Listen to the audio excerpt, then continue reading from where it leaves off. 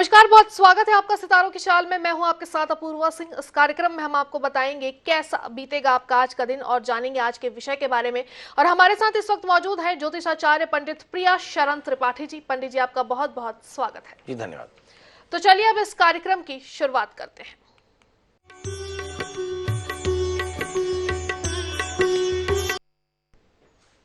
कार्यक्रम की शुरुआत में पंडित जी सबसे पहले जान लेते हैं आज के पंचांग के बारे में। आज शब संवत 2081 शक 1946 सूर्य दक्षिणायन का मार्गशीर्ष महीने की शुक्ल पक्ष की दशमी तिथि है और दिन मंगलवार। दशमी रात्रि को 3:44 तक, उत्तरा भाद्रपद नक्षत्र दोपहर 1:31 तक। आज चंद्रमा मीन राशि में होंगे। आज का राहु काल 2:39 से 4 बजे तक होंगे। तो ये है आज का पंचांग और अब आते हैं आज के विषय पर। तो आज हम ज्योतिषी विश्लेषण से जानेंगे कि क्या है मोक्षदा एकादशी व्रत, कैसे रखा जाता है और कितना महत्व है इसका। तो पंडित जी चलिए विषय की शुरुआत करते हैं और सबसे पहले जान लेते हैं कि मोक्षदा एकादशी व्रत आखिर है क्या। अपूर्वा जी, भगवान कृष्ण ने गीता में बहुत कुछ कहा। उसमें एक लाइन ये कहा कि महीनों में मार्गशीर्ष का महीना हो, एकादशी में मोक्षदा एकादशी हो। मोक्षदा एकादशी का अर्थ होता है मोक्ष देने वाली एकादशी। कहते हैं कि आज के दिन ही भगवान ने अर्जुन को गीता का उपदेश किया था। तो भगवान के श्रीमुख से गीता का प्राकट्य आज के दिन हुआ था, इसलिए मोक्षदा एकादशी बड़ी महत्वपूर्ण है। अब सवाल यह है कि एकादशी व्रत है क्या। हमारे देह में 5 कर्मेंद्रियां, 5 ज्ञानेंद्रियां और एक अंतःकरण होता है, जिसके 4 अंग है मन, बुद्धि, चित्त, अहंकार। इन 11 माध्यमों से किए गए पापों के निरसन के लिए किया गया व्रत एकादशी व्रत कहलाता है। 12 महीनों की 24 एकादशी, उसमें मार्गशीर्ष महीना और मार्गशीर्ष महीने के शुक्ल पक्ष एकादशी सबसे महत्वपूर्ण है। वैसे एकादशी में हम भगवान नारायण की पूजा करते हैं, दामोदर की पूजा करते हैं और गीता का पाठ करते हैं, विष्णु सहस्त्रनाम का पाठ करते हैं, नदी का स्नान करते हैं, व्रत के नियमों का पालन करते हैं। एक भोजी भूमिशाई भूत्वा ब्रह्म परशुचि अक्षार नवणी स्यात्, बिना नमक तेल का आहार लेते हैं और व्रत फलाहार व्रत रख करके भगवान के नाम का संकीर्तन करते हैं, भगवान के दिए हुए ज्ञान को पढ़ते हैं, संतों का संग करते हैं, यानी सत्संग करते हैं, यज्ञ करते हैं, दान करते हैं। ये सारी चीज़ें इस एकादशी में बड़ी महत्वपूर्ण होती हैं। क्योंकि इस दिन के व्रत करने से मोह की निवृत्ति होती है, अहंता की निवृत्ति होती है, इसलिए इसे मोक्षदा कहते हैं। क्योंकि माना गया सनातन में कि अहंता और ममता ये 2 ही दुविधाएं हैं जिसके चलते जीव जो है वह मुक्ति से रह जाता है। ऐसी स्थिति में अहंता और ममता के निवारण वाला ये जो एकादशी व्रत है ये बड़ा महत्वपूर्ण होता है। बिल्कुल पंडित जी, तो अब इस व्रत के नियम भी आपसे जान लेते हैं कि आखिर कैसे इस व्रत को किया जाता है। इस व्रत के नियम क्या कुछ है, क्या कुछ इस व्रत के दौरान हमें करना चाहिए, किन किन चीजों का पालन करना चाहिए और किन किन चीजों से दूरी बनाकर रखनी चाहिए। देखिए, मैंने कहा कि राग, द्वेष, क्रोध, लोभ, मोह ये सब चीज़ें निषिद्ध हैं व्रत के समय में। और मत्सर का भाव, अपवित्रता का भाव, द्वेष का भाव, झूठ, ये सारी चीज़ें निषिद्ध हैं। दूसरों का हित करना, मतलब यदि आप सात्विक धर्म के 10 लक्षणों को ध्यान करके धरती, अस्तेय, परिग्रह इत्यादि का ध्यान करते हुए भगवान का नाम संकीर्तन करें, भगवान की पूजा करें, भगवद गीता का पाठ करें, जीव दया करें, तो निश्चित तौर पर ये आपकी जो एकादशी व्रत है वो पूरा होगा। मतलब जो एकादशी व्रत का कारण है वही उसके नियम है और उन्हीं नियमों का पालन हमें करना चाहिए। तो बिल्कुल एकादशी व्रत का जो नियम होते हैं वही नियम हमें करने चाहिए। इसका महत्व जान लेते हैं। महत्व क्या है, क्योंकि एकादशी कई प्रकार के होते हैं, तो मोक्षदा एकादशी बाकी एकादशी से कैसे अलग है। देखिए, मैंने पहले ही कहा कि मोक्ष को देने वाली एकादशी है जो अहंता और ममता की निवृत्ति करती है, जो भगवान कृष्ण के करीब पहुंचाती है, क्योंकि इस दिन भगवान कृष्ण ने एकादशी का प्राकट्य किया, अर्जुन को उपदेश किया, इसलिए मोक्षदा एकादशी बाकी एकादशियों से श्रेष्ठ है, ऐसा मानना चाहिए। क्योंकि बाकी एकादशी में हमारे लौकिक ध्येय पूरे होते हैं, परंतु जब हम मार्गशीर्ष महीने के शुक्ल पक्षी एकादशी को जो व्रत करते हैं, इससे हमारे पारलौकिक ध्येय की प्राप्ति होती है, इसलिए भी ये बड़ी महत्वपूर्ण है। मतलब हमारे जीवन में जो पुरुषार्थ चतुष्टय है, जिसे हम धर्म अर्थ काम मोक्ष कहते हैं, इसमें जो चौथा पुरुषार्थ है मोक्ष, उसकी प्राप्ति कराने वाला ये एकादशी का व्रत है, इसलिए बड़ा महत्वपूर्ण है, शायद सबसे महत्वपूर्ण है। जी पंडित जी, इसके पीछे के मूल भाव की अगर हम बात करें, मोक्षदा एकादशी के पीछे की का जो मूल भाव होता है उसकी अगर हम बात करें तो वो मूल भाव क्या है?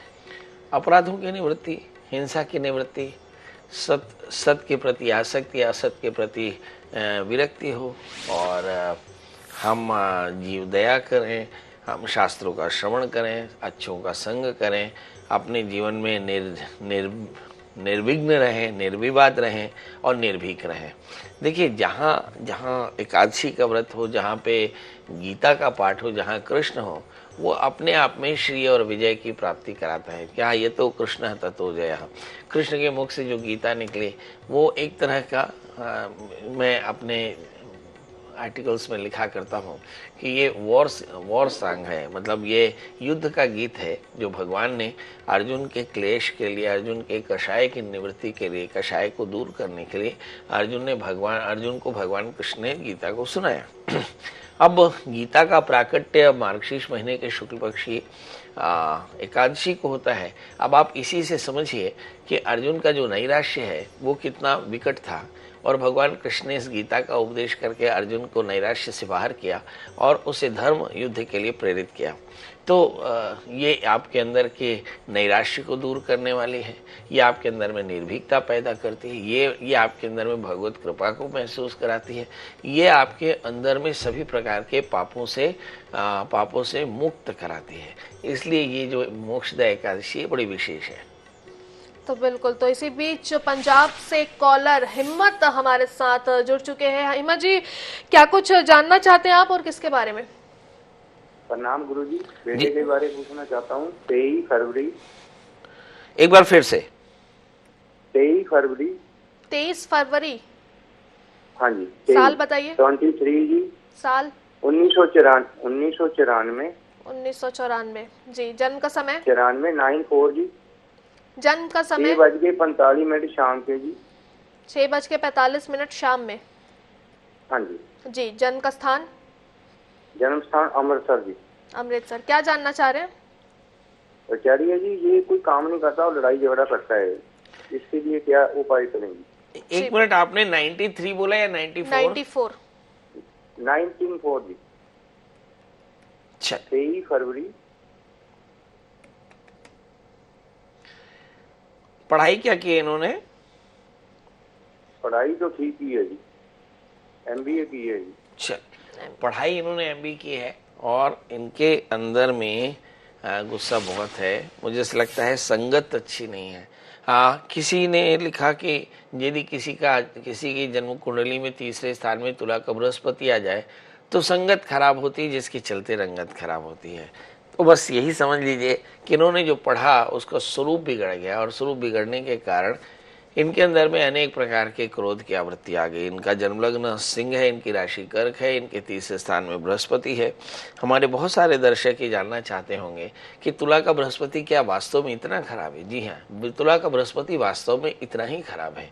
यदि किसी भी जातक की जन्म कुंडली में तुला का बृहस्पति तीसरे स्थान में आ जाए तो उसकी मनोवृत्ति दूषित हो जाती है, और वो कलुषित मनोवृत्ति का होने के कारण उसके अंदर में अच्छी बातों से उसको निषेध हो जाता है, अच्छी बातों का बुरा लगने लगता है और बुरी बातें उसे अच्छी लगती हैं।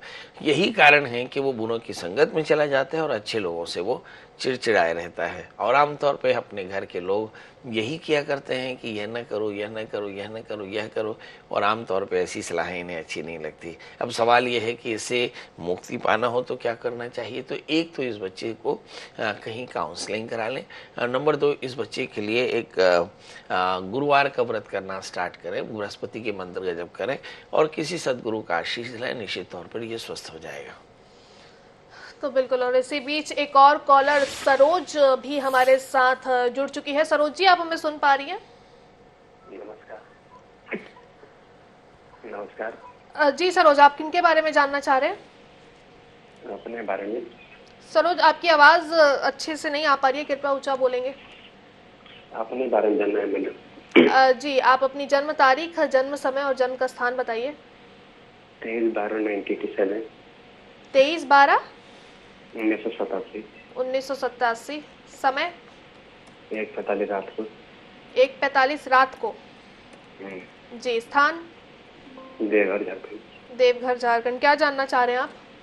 मेरे पर गुरु की मदद से शुरू हुआ, कैसा जाएगा साल? शुरुआती साल आपके कैसे एक मिनट फिर से रिपीट करें, क्या कुछ खास पूछा है आपने? बताइए बताइए, जोर से बोलिए। गुरु की महादशा शुरू हो गया। Very good. 11 दिसंबर से गुरु की महादशा शुरू हो चुकी है। प्रश्न ही गुरु की महादशा कैसे जाएगी। ज्योतिष में आपकी रुचि है या ज्योतिष आप पढ़ते हैं या ज्योतिष करते हैं? कुछ पढ़ते हैं, हल्का। हाँ, कुछ कुछ पढ़ते रहते हैं। चलिए आइए देखते हैं। कहते हैं कि बिनु सत्संग विवेक न होई, राम कृपा बिनु सुलभ न सोई। कभी ऐसा भी होता है कि यदि आपके जीवन में किसी दुष्ट का प्रवेश हो जाए तो आपके जीवन का प्रारंभ ही खराब हो जाता है। कहते हैं कि मारीच के जीवन में रावण आए और रावण के आते ही मारीच ने जान लिया कि अब मेरा दिन बुरा शुरू होने वाला है। वैसे ही गुरु के जीवन में भी राहु आ जाए तो गुरु चांडाल योग बनता है, और जब गुरु के साथ में चांडाल बैठ जाए और गुरु छठे स्थान में बैठ जाए तो निश्चित तौर पर शुभ स्थान में बैठे हुए बृहस्पति के कारण मानसिक संताप हो सकता है। तृतीय छठे स्थान में राहु से आक्रांत होकर बैठा। आप बहुत जल्दी भगवान शिव की शरणागति में जाएं और नियमित रूप से भगवान शिव का पूजन करें। कहते हैं भावी भेंट सकहि त्रिपुरारी। भगवान शिव की कृपा से ये सारे कष्टों की निवृत्ति होगी। ये आपके जन्म कुंडली में गुरु चांडाल दोष बड़ा प्रबल होकर बैठा है। इसके चलते आपके अंदर में आत्मविश्वास की कमी है, पुरुषार्थ थोड़ा सा कम है, भाग्य में भी कमी है और चिंताएं बहुत ज्यादा हैं। राहु और केतु के बीच में ज्यादातर फंसे पड़े हैं और राहु फिर बृहस्पति की संगत में है, तो ऐसा लगता है कि ये आपको थोड़ा सा कष्ट दे सकता है, खासकर मानसिक संताप दे सकता है। इसके लिए भगवान शिव की शरणागति में नियमित रूप से ओम नमः शिवाय मंत्र का जप करें और किसी विद्वान आचार्य से गुरु चांडाल दोषों का निदान कराएं। अब निश्चित तौर पर स्वस्थ हो जाएंगे। आपके लिए बढ़िया सा एक 4 कैरेट का पन्ना धारण करना चाहिए, बुधवार का व्रत करना चाहिए और गणपति अथर्वशीर्ष का पाठ और भगवान शिव का अभिषेक नियमित रूप से करना चाहिए। तो बिल्कुल, तो अब पंडित जी तो लगातार कॉलर हमारे साथ जुड़ते जा रहे थे और इसी के साथ अब वक्त हो चला है राशिफल का। राशियों का सिलसिला शुरू करते हैं, जान लेते हैं क्या कुछ कहती हैं आज की 12 राशियां। शुरुआत मेष राशि से। 12 राशियों का सफर शुरू करें। बात करते हैं मेष यानी अरीज की। इस राशि वाले जातकों के लिए हम देखते हैं कि सब जगह मंगल है, सिवाय इसके कि राहु 12वें स्थान में है। और राहु अगर चंद्रमा के साथ में 12वें स्थान में हो तो क्या हो सकता है? परिवार की चिंता हो सकती है, वाहन की खराबी, वाहन का मेंटेनेंस या माँ का स्वास्थ्य या फिर मन की अशांति या मन में दुविधाएं हो सकती हैं। अब सवाल यह है कि यदि चंद्रमा राहु से आक्रांत हो जाए तो मन भी अशांत हो गया, हानि भी बढ़ गई, खर्चे थोड़े से ज्यादा बढ़ गए, तो करना क्या है? देखिए, राहु का निदान जो मैंने देखा है वह भगवान शिव में है, तो भगवान शिव की पूजा करें, भगवान शिव का अभिषेक करें, धतूरे का फूल भगवान शिव में चाहें, 10 मिनट बैठकर ओम नमः शिवाय मंत्र का जप करें तो आज के दिन बेहतर। बात कर लेते हैं दोस्तों वृषभ यानी टॉरस की। इस राशि में हम देखें तो ऐसा लगता है कि सारे ग्रह वृषभ राशि वाले जातकों के लिए ही इस वक्त बेहतर बने हैं। हालांकि चंद्रमा के साथ में राहु, तृतीय चंद्रमा राहु से आक्रांत हो जाए तो निर्णय लेने में इस राशि में भी थोड़े से भ्रम की स्थिति होगी, मगर फिर भी मुझे ऐसा लगता है कि बाकी राशियों से वृषभ राशि वाले जातकों की स्थिति काफी अच्छी है। अब सवाल है कि क्या अच्छा हो सकता है। नंबर 1 कि आपका वर्क प्लेस में होल्ड अच्छा है, आपके बॉसेस की मेहरबानी है, ईश्वर पिता की आपके ऊपर कृपा है, गुरु की कृपा है। चंद्रमा राहु से आक्रांत 11वें स्थान में, कुछ लाभ की स्थितियां हो सकती है, बहुत ज्यादा क्रिएटिव है, लग्न में बृहस्पति, ओवरऑल आपकी लाइफ में बैलेंस है। सवाल यह है कि क्या करना चाहिए। तो कहते हैं कि चंद्रमा के साथ में राहु ग्रहण योग बनाता है, तो भगवान के नाम का स्मरण करें ओम नमः शिवाय और फिर दिन की शुरुआत करें तो दिन बेहतर। अब बात कर लेते हैं दोस्तों मिथुन यानी जमिनाई की। अगर हम इस राशि पर देखें तो 12वें स्थान में बृहस्पति है। मुझे ऐसा लगता है पेट की तकलीफ या पार्टनरशिप में थोड़ी सावधानी जरूर रखनी चाहिए। मिथुन राशि वाले जातकों के लिए देखते हैं कि एकादशीश मंगल इस समय नीचे, दशमेश मंगल इस समय एकादशीश मंगल ने इस समय नीचस्थ होकर के धन स्थान में बैठे, तो ऐसा लगता है कि रूटीन में थोड़ी सी इम्पेशंस हो सकता है। 12वें स्थान में बृहस्पति, तो ऐसा भी लगता है कि कुछ बड़ी यात्राएं हो सकती हैं, कुछ बड़े परिवर्तन की योग बन रहे हैं। मिथुन राशि वाले जातकों के लिए देखते हैं कि 8वां शुक्र बहुत ज़्यादा फायदेमंद है। भाग्य स्थान के शुक्र आपको कोई बड़ी अपॉर्चुनिटी देने वाले हैं। और दशम स्थान में चंद्रमा के साथ में राहु, मुझे ऐसा लगता है संपत्ति को लेकर कुछ चिंताएं आपको पैदा हो रही हैं। सवाल ये है कि करना क्या चाहिए। तो इस राशि वाले जातकों के लिए बृहस्पति के मंत्रों का जप करें, बृहस्पति की पूजा करें और साथ में बड़ों का आशीष लें, साथ में गुड़ चने का दान करें तो आज का दिन बेहतर। अब बात कर लेते हैं दोस्तों कर क्या नहीं कैंसर की। इस राशि में अगर हम देखें तो इसके स्वामी चंद्रमा और इस समय बैठे राहु के साथ में, ऐसे देखें तो लगता है कि लग्नेश चंद्रमा भाग्य स्थान में, तो पता नहीं कितने अवसर आ रहे, मगर जब ये राहु से आक्रांत होते हैं तो ऐसा लगता है कि अवसरों पर भी ग्रहण लग गया। मतलब अवसर हैं तो जरूर, मगर वो आपके लिए नहीं है। मतलब ऐसा लगता है कि आप थोड़े से अपसेट हो सकते हैं। यदि हम बृहस्पति की स्थिति देखें तो 11वें स्थान में बृहस्पति भाग्येश होकर 11वें स्थान में एक तरह का बड़ी अवसर की उत्पत्ति करता है। मतलब यदि आप नौकरी चाहते हो, यदि आप शादी चाहते हो, यदि आप बिजनेस चाहते हो, यदि आप लाभ कमाना चाहते हो, यदि आप प्रमोशन चाहते हो, तो आज का दिन बहुत अच्छा, आप इसके लिए कुछ भी उद्यम कर सकते हैं। इस समय हम देखें कि नीचस्थ मंगल लग्न में बैठे हैं तो मुझे लगता है थोड़ी एलर्जी की परेशानी हो रखी है। इस समय स्किन की allergy, abdominal allergy, nasal allergy हो सकती है। डस्ट स्मोक स्मेल से बच के रहें और बाहर की चीज़ें बिल्कुल ना खाएं। इसके अलावा आप बृहस्पति के मंत्र जप करें, राहु के मंत्रों का जप करें या फिर भगवान शिव की पूजा करें तो आज का दिन बेहतर। अब बात कर लेते हैं दोस्तों सिंह यानी लियो की। अगर ऐसी इस राशि को हम देखें तो ये बड़ी स्थिर राशि है और इसका स्वामी सूर्य है और सूर्य इस समय बैठे बुध के साथ में, तो ऐसा लगता है कि माइंड इज़ वेरी गुड, बहुत शार्प चल रहा है आपका दिमाग इस समय। अगर हम भाग्य स्थान में पड़े हुए बृहस्पति को देखें, दशम स्थान में पड़े हुए बृहस्पति को, तो बृहस्पति आपके सारे वर्क प्लेस में आपकी चीज़ों को ठीक ठीक मैनेज कर रहे हैं। 8वें स्थान में राहु और चंद्रमा एक साथ बहुत अच्छे नहीं है। ये एक संकेत है कि आप विदेश यात्रा या बड़ी यात्रा के लिए जाना चाहते हैं या फिर लाइफ में कुछ बड़ा स्विच करना चाहते हैं। यदि चंद्रमा द्वादशीश होकर अष्टम स्थान में हो, राहु से आक्रांत हो जाए तो लगता है उस अवसर में थोड़ी सी परेशानी। अब इसके लिए क्या करना चाहिए, तो भगवान शिव की शरण में जाएं।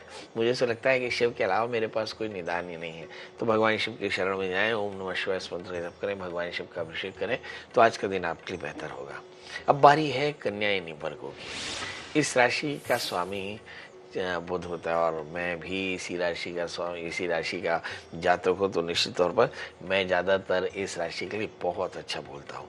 तो आप भी ध्यान रखिए कि आज मैं क्या अच्छा बोलने वाला हूँ कन्या राशि के लिए। लग्न में केतु है, खूब सारा टैलेंट है और इस टैलेंट के चलते आप बहुत मेहनत कर रहे हैं और अच्छी मेहनत से आपको अच्छा फ़ायदा भी होने वाला है। 11वें स्थान में मंगल, थोड़ी सी एलर्जी यानी सर्दी कफ साइनस मेरी तरह हो सकती है, थोड़ी सी खराश हो सकती है। इस समय अगर हम तीसरे स्थान में सूर्य बुध को देखें तो माइंड आपका बहुत शार्प है। 5वें स्थान में शुक्र बैठे हैं, संतान को लेकर कुछ बड़ी चिंता हो सकती है। 6ठे स्थान में शनि, ऋण रोग व्याधि शत्रुता थोड़ी बढ़ती नजर आ रही है, किसी अच्छे डॉक्टर की सलाह ले सकते हैं। सवाल यह है इस राशि को करना क्या चाहिए। इस राशि में दो चीजें अच्छी नहीं, आपके साथ में लगातार चीटर्स पैदा हो रहे हैं आपके दोस्त के रूप में, तो इनसे थोड़ा सा अपने आप को बचा कर चलें, थोड़ा सा अवेयर रहें और भगवान शिव की शरणागति में जाए, ओम नमः शिवाय मंत्र जप करें तो आज का दिन बेहतर। अब बारी है दोस्तों तुला यानी लिब्रा की। इस राशि में हम देखें तो ये तोल मोल की राशि है और इस राशि में 12वें स्थान में केतु है जो बताते हैं कि भाई यात्राएं बिल्कुल ना करें। 6ठे स्थान में राहु, अपने रोग या अपने शत्रु या अपने ऋण को ध्यान दें, ये आपको परेशान कर सकते हैं। और अब देखते हैं कि शनि इस समय 5वें स्थान में बैठे हैं तो निश्चित तौर पर संतान को लेकर बड़ी चिंता हो सकती है।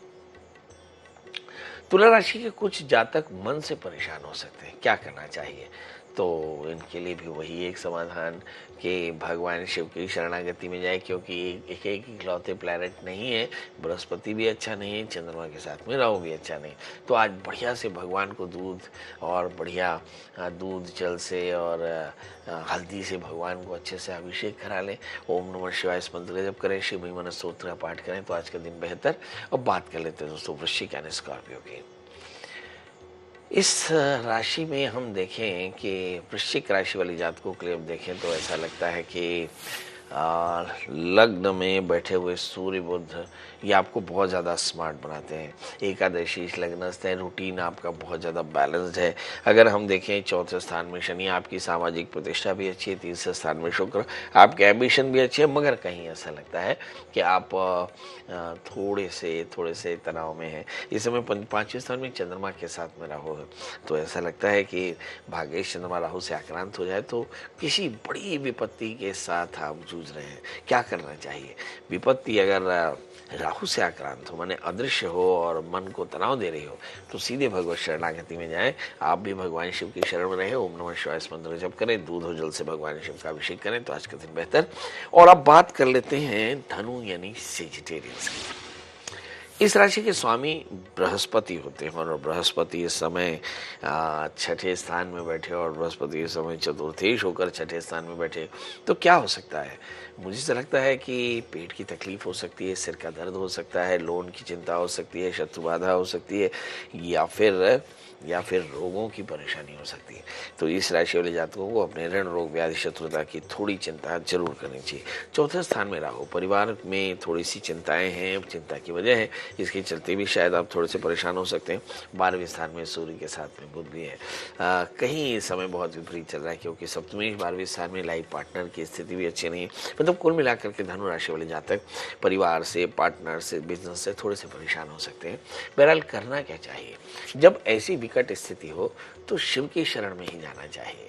कहते हैं कि शिव के साथ में शिवा जरूर मिलती है, तो ऐसी स्थिति में भगवान शिव और शिवा की पूजा करें, भगवती के चरणों में बैठ करके ओम नमः शिवाय और दुर्गा स्तुति का पाठ करें और बढ़िया भगवान का अभिषेक करा करके, भगवान की आरती पुष्पांजलि करके एक धतूरे का फूल रख दें। आप देखेंगे आज की मनोकामना आपकी पूरी हो जाएगी। अब बात कर लेते हैं दोस्तों मकर यानी कैप्रिकॉर्न्स की।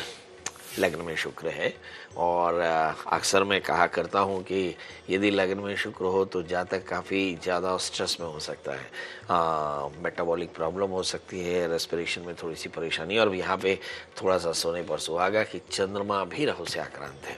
ये चंद्रमा सप्तमेश होकर के राहु से आक्रांत है। इसका मतलब कहीं आपको अपने दोस्तों, अपने पार्टनर या अपने लाइफ पार्टनर या अपने लव लाइफ में बहुत ज़्यादा सस्पिशन है। मुझे ऐसा लगता है इस पर थोड़ी सी नज़र रखने की ज़रूरत है, या फिर अपने दिमाग को ठीक करने की। बहरहाल अगर 5वें स्थान में बृहस्पति है तो ऐसा लगता है कि सब कुछ के बाद भी आप बड़ी आसानी से अपनी परेशानी से बाहर आ जाएंगे। 11वें स्थान में सूर्य बुध आप काफी स्मार्ट है। 7वें स्थान में मंगल है। कुछ एक दोस्त आपको बहुत हेल्प करने वाले हैं। अब सवाल यह है कि करना क्या चाहिए। एक चीज बड़ी अच्छी है, केतु भाग्य स्थान में है। आपकी यात्राएं आपकी समस्याओं का समाधान हो सकती है। क्या करें? गाय को गुड़ के साथ रोटी खिलाएं, दिन की शुरुआत करें तो दिन बेहतर होगा। अब बात कर लेते हैं दोस्तों कुंभ यानी एक्वारियस की। लग्न में शनि है। शनि लग्न में हो तो व्यवहार में वैसे ही शनिश्चर बैठ जाता है, मतलब बहुत ज़्यादा न्यायपूर्ण हो जाते हैं, बहुत इमोशनल हो जाते हैं, थोड़े से एरोगेंट हो सकते हैं।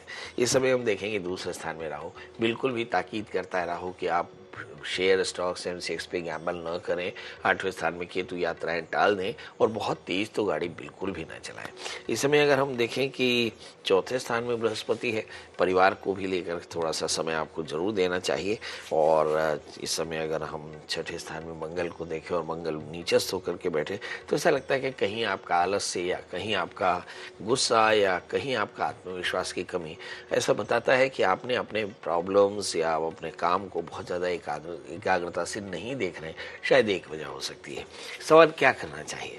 तो जल्दी से उठें, हनुमान जी का दर्शन करें, हनुमान चालीसा का पाठ करें, गुड़ का भोग लगा करके दिन की शुरुआत करें तो दिन बेहतर होगा। अब बात कर लेते हैं दोस्तों मीन यानी पाइसेंस की, जिसमें चंद्रमा के साथ में राहु स्वयं पधारे। ऐसे कहते हैं कि जब चंद्रमा के साथ में राहु का योग हो तो एक ग्रहण योग बनता है और ये ग्रहण योग जो है वो थोड़ा सा पैनिक हो सकता है। एक तो राहु अपने आप में चिंता का विषय, और जब पंचमेश राहु से आक्रांत हो जाए तो फिर सोने पर सुहागा, मतलब निर्णय लेने में ही आपको तकलीफ होती है। संतान को लेकर चिंता होती है, स्वभाव में उग्रता होती है, जीवन में अनुशासन की थोड़ी सी कमी, खर्च थोड़ा सा ज्यादा। अब इन सब को अगर आप नियंत्रित कर लें तो चीज़ें आपकी बेहतर हो जाएंगी। मतलब खर्चों पर नियंत्रण करें, जीवन में थोड़ा सा अनुशासन, और भगवान शिव की शरणागति रखें, भगवान शिव का पूजन करें, ओम नमः शिवाय इस मंत्र का जप करें तो जिंदगी एकदम एक सिरे से ठीक हो जाएगी। तो बिल्कुल ये थी आज की सभी 12 राशियों का हाल। एक एक करके पंडित जी ने सभी राशियों के बारे में बताया। इसके साथ साथ आपको ये भी बताया कि आज आपको क्या करना चाहिए और किन किन चीज़ों के लिए बचना चाहिए। इन तमाम चीज़ों के लिए पंडित जी आपका बहुत बहुत शुक्रिया। जी धन्यवाद। तो इसी के साथ सितारों की चाल में आज के लिए बस इतना ही। कल फिर से मुलाकात होगी इसी वक्त पर एक नए विषय के साथ। तब तक के लिए मुझे दीजिए इजाजत। नमस्कार।